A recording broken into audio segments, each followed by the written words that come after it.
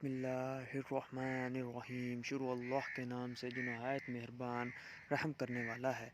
इस वीडियो में हम गंदम की फ़सल के बारे में बात करेंगे कि आया इस गंदम की जो अब हालत है, जो गोब की हालत से गुज़र कर सिट्टा बनाने की तरफ जा रही है सारी गंदम, क्योंकि हमारी जो ज़्यादातर फसलें हैं इस दफ़ा वो नवंबर के महीने में काश्त हो गई थी। दिसंबर के महीने में बहुत कम फसल जो है वो काश्त की गई थी।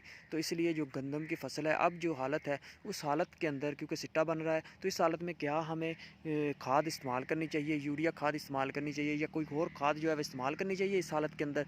तो अब जब हमारी जो गंदम है वो सिट्टा निकाल रही है, तो इस सिट्टे की जो निकाल रही होती है गंदम, तो इस हालत में जो हमें जो है वो यूरिया खाद का इस्तेमाल नहीं करना चाहिए इससे, क्योंकि इस यूरिया खाद के इस्तेमाल करने से हमें नाइट्रोजन के देने से इससे ये होता है कि हमारी जो गंदम की फ़सल है वो दाना बनाने की तरफ ध्यान देने के अलावा अपना कद बढ़ाने की तरफ चली जाती है, और जो है वो इससे हमारा दाना जो है कमज़ोर बनेगा।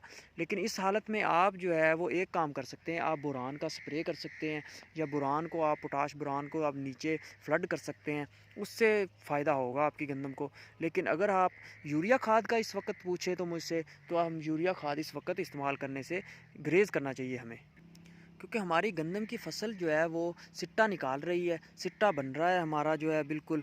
और इससे ये है कि इसमें हम अगर यूरिया खाद इस्तेमाल कर देंगे तो हमारी जो फ़सल है वो बढ़ोतरी की तरफ जा रही होगी। तो बढ़ोतरी की तरफ हमने अब लेके नहीं जाना, हमें जो चाहिए वो हमें जो दाना जो है वो मोटा चाहिए, दाना जो है वो वज़नी चाहिए। तो उसके लिए हमें यूरिया की इस्तेमाल नहीं करना, बल्कि हमें बोरान या पोटाश का स्प्रे करवाएं या नीचे जो है इसको फ्लड करवाएं।